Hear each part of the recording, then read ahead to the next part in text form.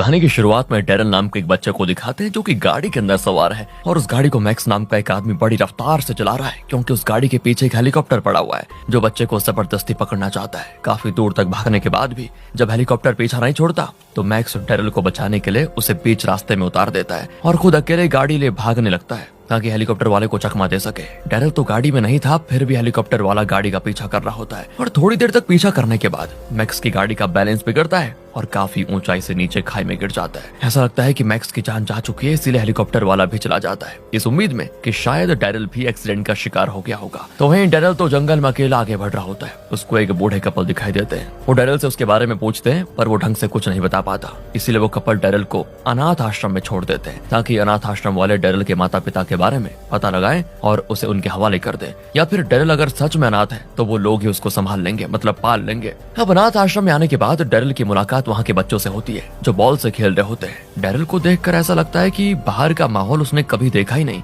और ना ही वो कभी बच्चों के साथ खेला है क्योंकि उसे कोई गेम खेलना नहीं आता। बाकी बच्चे भी हैरान रह जाते हैं कि बड़ा ही अजीब इंसान है, कभी गेम नहीं खेला इसने, बताओ। अनाथ आश्रम में दोस्तों डैरल के सारे टेस्ट वगैरह किए जाते हैं कि मतलब उस पर कोई दिमागी प्रॉब्लम तो नहीं है। एक आंखों का डॉक्टर डैरल से बोर्ड पर लिखी चीजें पढ़ने को कहता है तो डैरल एक सेकंड ही देखकर सारी चीजें पढ़ लेता है। उनमें से कुछ तो बहुत ही छोटी राइटिंग में लिखे होते हैं। डॉक्टर खुद भी हैरान रह जाता है कि इतनी जल्दी इतनी दूर की सारी चीजें कैसे दिखाई दी इसको। इसके बाद आश्रम में एक ऑफिसर आता है, वो डैरल के बारे में ही जानने के लिए आया हुआ था। डॉक्टर्स उसे बताते हैं कि डैरल के साथ शारीरिक कोई प्रॉब्लम नहीं है लेकिन मानसिक हो सकती है, शायद किसी तरह का गहरा सदमा लगा होगा उसको, तभी इसको अपने माता पिता की याद नहीं है। इसे हम शॉर्ट टर्म मेमोरी लॉस भी कह सकते हैं। थोड़े दिन के बाद बाकी लोगों के साथ घुल मिल कर रहेगा तो अपने आप सारी चीजें याद आ जाएंगी। इसीलिए दोस्तों वो ऑफिसर डैरल को एक फॉस्टर होम में लेकर जाता है। असल में दोस्तों ऑफिसर डैरल के माता पिता के बारे में जानकारी निकालने की कोशिश में लगा हुआ है, लेकिन जब तक जानकारी नहीं मिल जाती तब तक उसे फॉस्टर होम में रखना पड़ेगा। अब ये फॉस्टर होम रिचर्ड और जेनी नाम के कपल चलाते हैं। ये दोनों आने वाले कुछ दिनों तक डैरल का ख्याल रखेंगे। कुछ दिनों में डैरल के माता पिता मिल गए तो ठीक,